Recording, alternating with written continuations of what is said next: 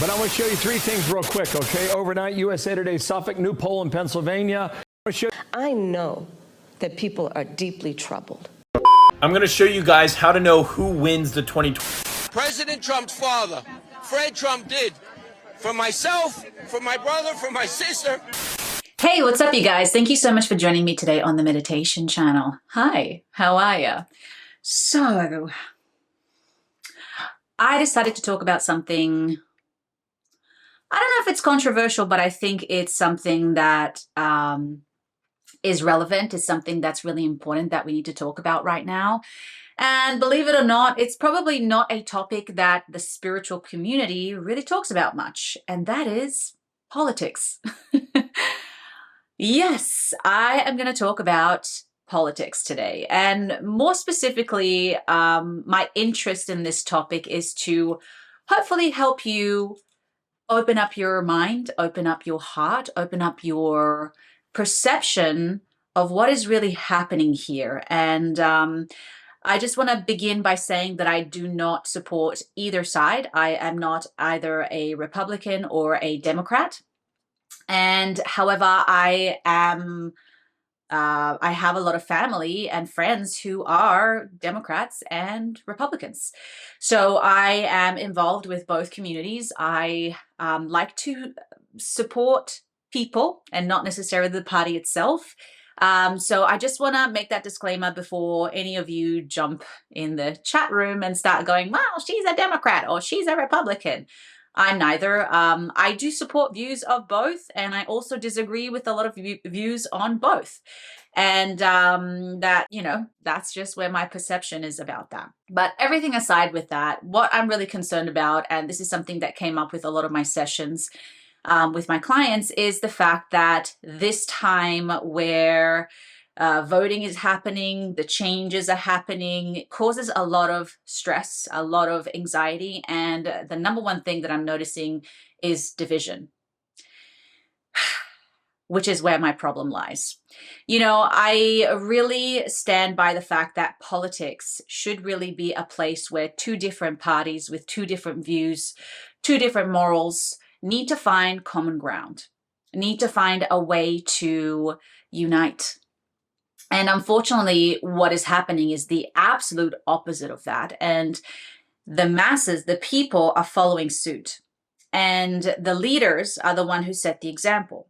Now, I come a little bit more from a conspiracy theory point of view, where I do believe that there is a much, much higher power in control that is essentially using everybody in the political parties as puppets.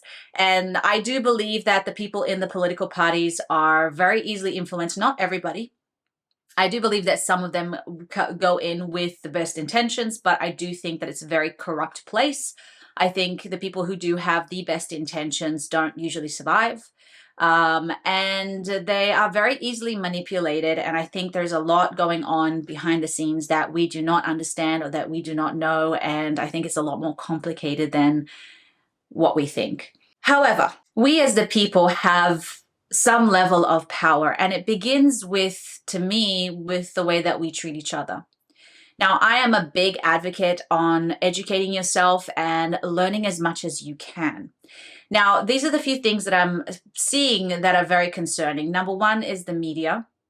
I'm seeing how the media essentially changes things and manipulates things. So I'm glad to see that most people are learning that we cannot trust the media.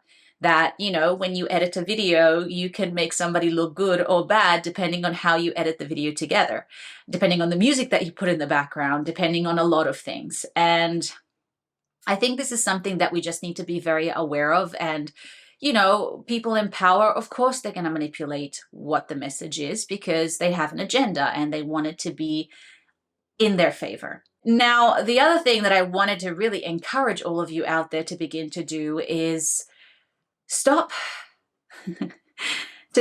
essentially fighting with each other. I know that this is a very difficult thing to absorb or to accept, but the division is exactly what they want. You know, when we unite, we become very powerful. When we unite, we become we have the power to influence and to change things. When we're divided, we are weak. We don't have control. We're very easily manipulated. We're very easily brainwashed. And this topic obviously is a lot more complicated than just saying, well, just get together, guys, and be friends. I understand that there is very strong opinions that are opposite. I understand that there are very strong different point of views that are causing this conflict and that are causing this division. But one of the things that I do really encourage all of you out there to do is that, for example, if you're a Republican, I do encourage you to watch more of the news from the left side. And of course, vice versa, by the way. If you're a Democrat, I do encourage you to watch more of the right side.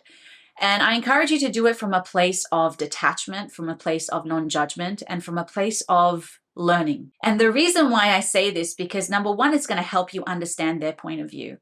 People are in essence, they're not evil. They're not trying to go out of their way to hurt one another. Essentially, people do things because they believe at their core that they're doing the right thing. Now, are there bad people out there who really want to hurt and manipulate? Absolutely.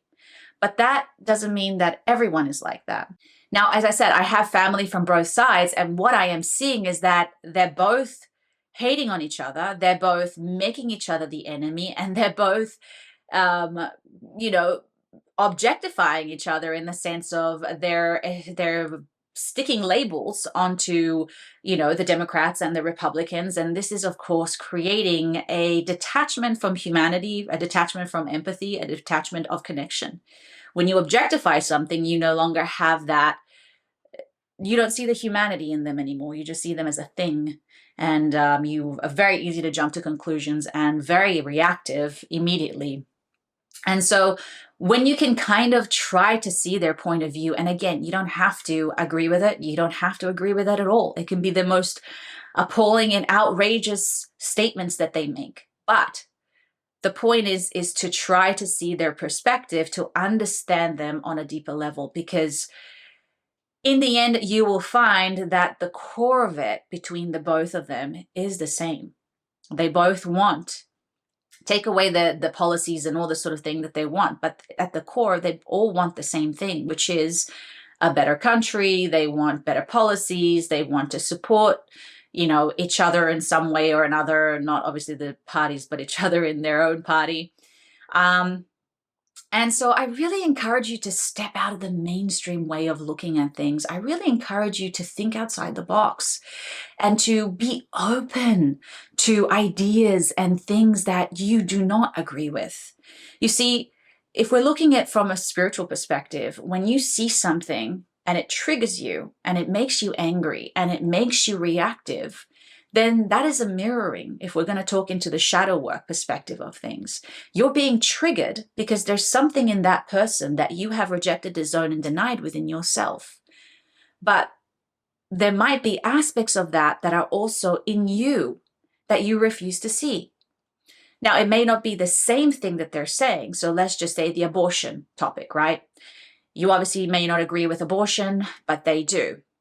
But what you might find at the end of it that you have in common is that you are very strong in your beliefs, that you want to fight for people's rights. Now, the people who support abortion, they truly, truly believe that they are saving a life.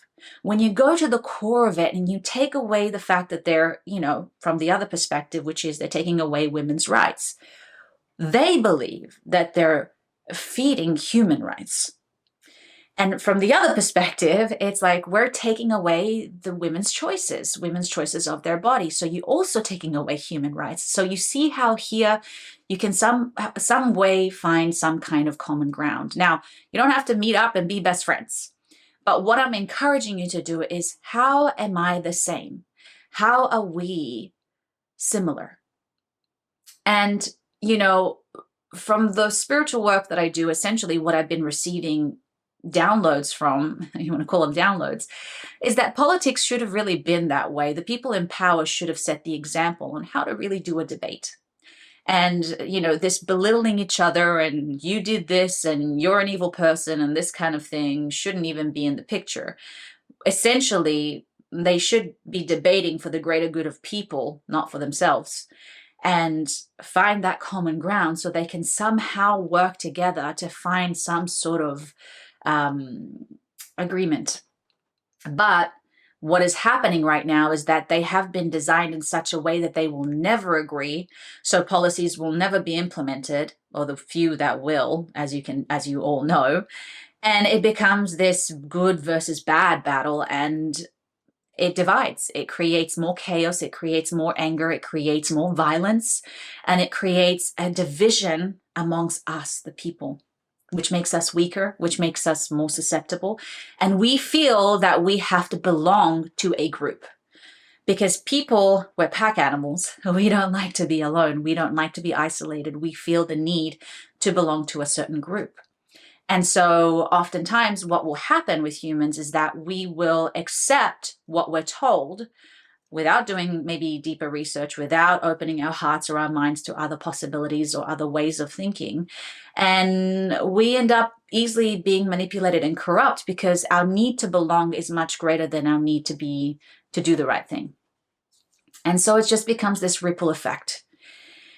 So if you want to find some level of peace, I really encourage you, again, to try and see both perspectives. Be brave enough to do that. And again, if you get into a debate with somebody who has an opposing view, the best thing, in my opinion, to do is to just listen and not be reactive. And if you find yourself to be intensely reactive and offended and angry, then you lost the debate. You see, it's normal to have emotions. It's normal to have those feelings. But I've been noticing all of these debates that are happening online where, somebody might be a little bit more open to having the conversation and they might have a few more facts, but then the other side gets really aggressive and insulting. And that is not a debate. That is not how you're going to get across your point. Insulting someone isn't giving you a position of power. So again, it's listening and coming in with an open energy. You can think of it as kind of like if I'm vegan and I want to talk to a meat eater and I already go in with the attitude that they're evil and that they're torturing animals and that they don't care about the animals, that energy is not going to be received very well. And you can imagine how that conversation is going to go. When I go into those debates, I understand that this person doesn't know certain things, they have a different point of view, and that they don't mean bad. That they're not trying to harm the animal intentionally. I once ate meat. And if I had a vegan debate me, I would have felt the same way if I was in their shoes. So again, when I walk in, it's more about understanding their point of view, understanding why they see the things that they do and look at it from a much deeper perspective. And again, I can walk away from this debate never agreeing with anything that they say. That is not the point. The point is for me to understand them just a little more, and hopefully them understanding me a little bit more and see the humanity in each other so that we can somehow come to some level of respect and being a little more educated, essentially, because we want to absorb information, right? And so if I'm getting angry and just being reactive, I don't want to hear about it, I'm not absorbing anything. I'm not hearing anything, and I'm not walking away with anything. I'm just still the same person who walked in and just walked out. So the whole point of it is that hopefully I get to change you just a little bit and you get to change me just a little bit. So I don't know, guys, what do you think? What do you think about this whole political thing, and how do you feel about it? I mean, for me, it's just a big concern, and I thought it was something that would be a topic that is interesting to talk about with you guys, my audience, because it's dividing friends, it's dividing families, it's dividing neighbors, it's creating a lot of chaos, and it's creating a lot of pain and suffering. And I really, again, just feel like personally, like I said, I choose to stay in the middle, and maybe one day I'll make my decision, but I just try to look at it from a perspective of a spiritual perspective, from a human perspective. And again, I hope that this video maybe opened your mind up a little bit to try something a little bit outside of the box, because I am sure that you're suffering over this. I'm sure that you are reacting and feeling this from friends and family, and it's causing you pain, and I don't want you to suffer. I want you to find a way where you also hold power in this, and that there is a solution, but we all have to work together to find that solution. All right, guys, so leave a comment below. Let me know what you think on this topic and how this has affected you, and maybe has affected your relationships, and what do you think about what I mentioned today? All right, sending you guys lots of love, and please be kind to one another. As always, have a magical day.